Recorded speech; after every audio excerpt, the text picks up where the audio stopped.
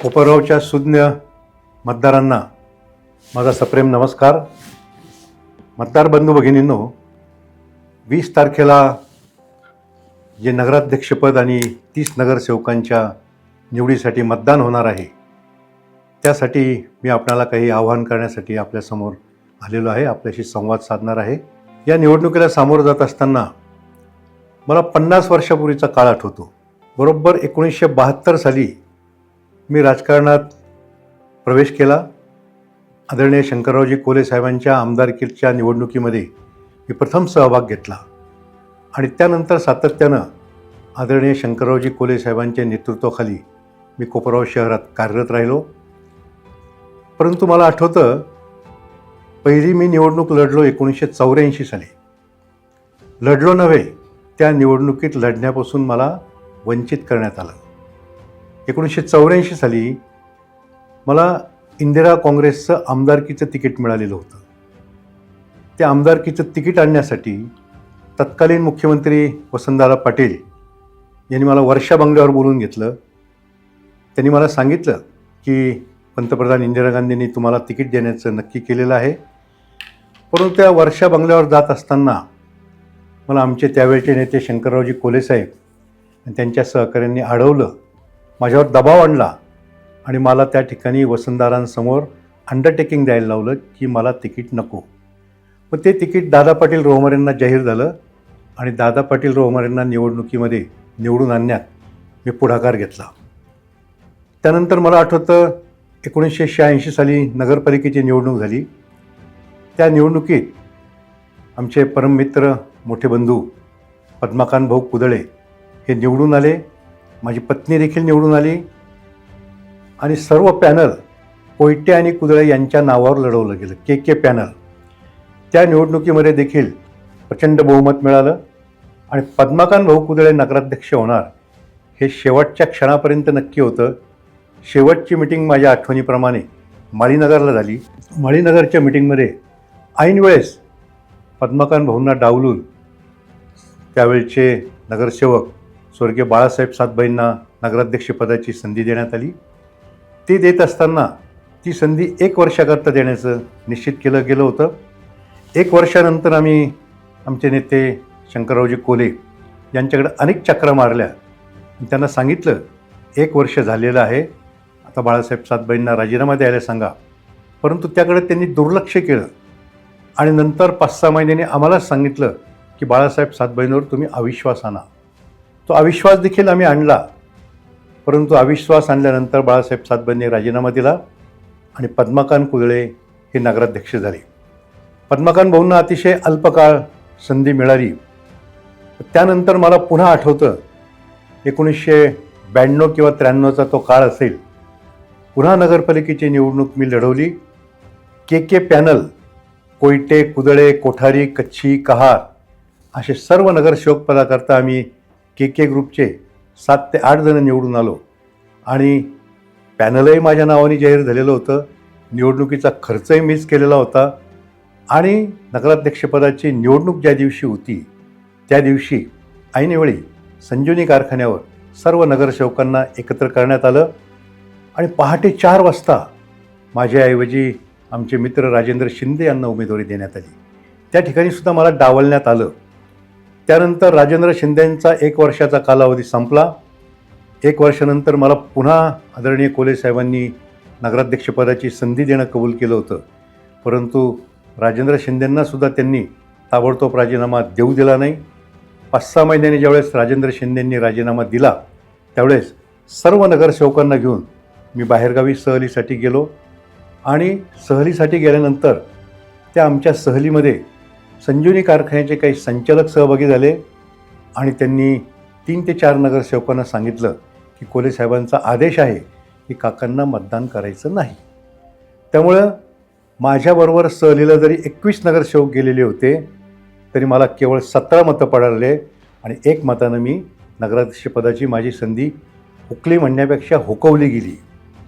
त्यानंतर तो सुद्धा काळ मला आठवतो, जनतेतून नगराध्यक्षपदाची निवडणूक होती. त्याआधी माझ्या धर्मपत्नीला ज्यावेळेस नगराध्यक्षपदाची संधी देण्यात आली ती आपल्या तालुक्याचे नेते स्वर्गीय शंकररावजी काळे यांच्या पुढाकारानं ती संधी देण्यात आली. त्याच्या पुढच्या वर्षी जेव्हा जनतेतून निवडणूक होती, ती जनतेची निवडणूक, जनतेतली निवडणूक सगळ्या कोपरावकरांना अजूनही आठवतं. त्यावेळेससुद्धा शेवटच्या दिवसापर्यंत वातावरण होतं की काका कोयटे हेच प्रचंड बहुमतानं निवडून येणार. त्याची जी रॅली होती, प्रचार मिरवणूक होती, तीसुद्धा मला अजून आठवते. प्रचंड प्रतिसादामध्ये ही मिरवणूक पार पडली. परंतु जी सांगता सभा झाली, त्या सांगता सभेमध्ये आमच्या नेत्यांनी जे काही विधान केलं ते माझ्यापेक्षा माझ्या विरोधी उमेदवाराचा त्यांनी प्रचार केला. ते विरोधी पक्षाचे उमेदवार चांगले आहेत असं भाषण केलं. त्यामुळे त्या निवडणुकीमध्ये सुद्धा मला पराभवाला सामोरं जावं लागतं काय अशी परिस्थिती निर्माण झाली होती. अर्थात त्यावेळेससुद्धा मतदारांनी कौल माझ्या बाजूने दिला. परंतु मतमोजणीच्या ठिकाणी लाईट घालवण्यात आले. माझ्या नावाच्या ज्या मतपत्रिका होत्या त्या गहाळ करण्यात आल्या. हा इतिहाससुद्धा कोपरावच्या जनतेला माहीत आहे. आणि अशा धोकेबाजीच्या राजकारणामुळे मी राजकारणातून निवृत्त येण्याचा निर्णय घेतलेला होता. परंतु गेल्या काही वर्षापासून आशुतोष दादांच्या नेतृत्वाखाली कोपराव शहराचा जो काही विकास चालू आहे, हजारो कोटी रुपयाचा निधी आशुतोष दादांनी या कोपराव शहराकरता आणलेला आहे. विशेषतः 5 नंबरचा तलाव पूर्ण केल्यामुळे कोपरावचं जे 20 ते 22 दिवसाचं पाणी होतं ते आता केवळ 4 ते 5 दिवसावर आलेलं आहे. आणि ते 4 ते 5 दिवसाचं पाणी आता 1 किंवा 2 दिवसावर आणण्याची जबाबदारी या राष्ट्रवादी काँग्रेस पक्षाच्या वतीनं मी घेतलेली आहे. या निवडणुकीमध्ये ज्याप्रमाणे कोल्हे कुटुंबीय सांगतं त्याप्रमाणे ते माझ्या निवासस्थानी नक्की आले होते. पण त्यांनी त्यांची स्ट्रॅटेजी, स्वतःहून काही स्ट्रॅटेजी मला सांगितली होती. मी त्यांना काहीही विचारलेलं नव्हतं. फक्त मी त्यांना एक सांगितलं होतं, पराग संधान हे काही निवडून येणारे उमेदवार होऊ शकत नाही, त्यांच्याऐवजी इतर उमेदवारांना तुम्ही संधी द्या. कोल्हे कुटुंबीय मला आग्रह करत होते की माझ्या पत्नीला नगरसेवक पदाचं उमेदवार त्यांनी करावं. खरं तर ती नगराध्यक्ष राहिलेली आहे, तेव्हा नगरसेविका होणं हे आम्हाला योग्य वाटलं नाही. त्याच्यामुळे ती संधी आम्ही नाकारली. परंतु त्याच पार्श्वभूमीवर आशुतोष दादा काळे माझ्या घरी आले आणि त्यांनी मला डायरेक्ट नगराध्यक्षपदी तुम्ही आरूढ व्हा, आमच्या पक्षातर्फे नगराध्यक्षपदाची निवडणूक लढवा असा आग्रह धरला. केवळ आशुतोष दादांनीच आग्रह धरला नाही, महाराष्ट्राचे उपमुख्यमंत्री अजितदादा पवार यांनी मला आग्रह धरला की काका तुमच्याकडं सहकार चळवळीचं एवढं मोठं योगदान आहे, सहकार चळवळीमध्ये तुमच्याकडे व्हिजन आहे, हे व्हिजन तुम्ही आता कोपराव शहराकरता वापरलं पाहिजे. तुम्ही पाहिजे तेवढा, तुम्ही मागाल तेवढा निधी मी कोपराव शहराच्या विकासासाठी द्यायला तयार आहे. खरं तर मी गेले 20-25 वर्षापासून सहकार चळवळीत काम करतो.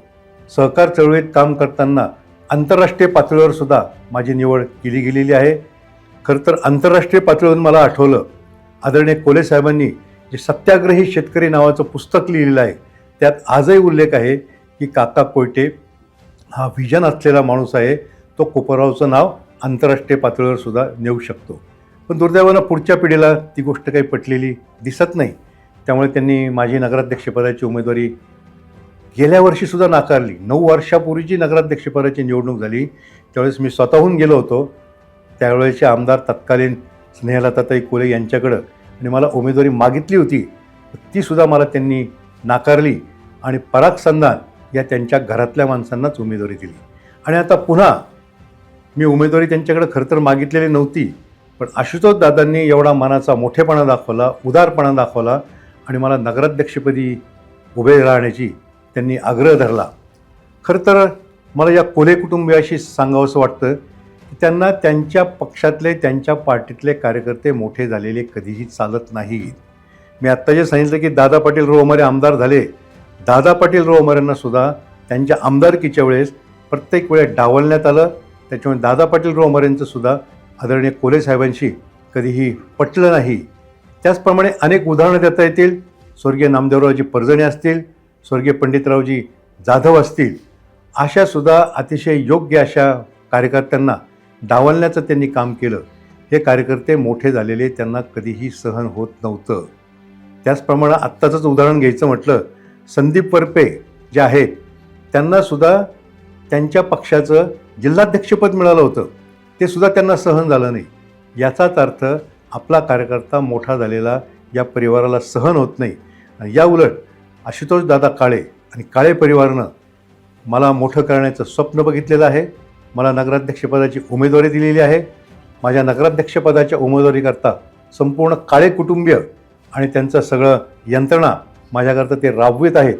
म्हणजेच माझ्याकरता आपला कार्यकर्ता मोठा होण्याकरता काळे कुटुंबीय जे प्रयत्न करीत आहेत त्या प्रयत्नाला मी साथ द्यायचं ठरवलेलं आहे. कोपरगाव शहराचे अनेक प्रश्न आहेत, परंतु त्यातले त्यात कोपरगावमध्ये जे अतिक्रमण काढले गेले त्या अतिक्रमणधारकांचं पुनर्वसन झालं पाहिजे. त्याचप्रमाणे कोपरगावमध्ये ज्या नागरिक शासकीय जमिनीवर राहतात त्यांना त्या जमिनीचे उतारे मिळाले पाहिजे आणि जे अतिक्रमणधारक उठले आहेत त्यांना त्यांचे व्यापारी गाळे पुन्हा मिळाले पाहिजे, याकरतासुद्धा मी प्रयत्न करणार आहे. त्याचप्रमाणे सुज्ञ मतदार भगिनींनो, मी आत्तापर्यंत जे काही काम केलेलं आहे, राजकीय असो सामाजिक असो, ते सर्व धर्माकरता सर्व जातीकरता, कारण माझ्या पतसंस्थेचं नावच समता आहे. त्या समता नावाप्रमाणे सर्व धर्म सर्व जातीकरता मी आत्तापर्यंत काम केलेलं आहे आणि यापुढंसुद्धा मी अशाच पद्धतीचं काम करणार आहे. फक्त कोपरगावकरांना एक नम्र आव्हान आहे. मी आत्तापर्यंत सहकारी चळवळीमध्ये राज्य पातळीवर देश पातळीवर आणि जागतिक पातळीवर सुद्धा काम करीत आलेलं आहे. परंतु कोपरगावकरतासुद्धा माझं मन कुठेतरी तुटत होतं.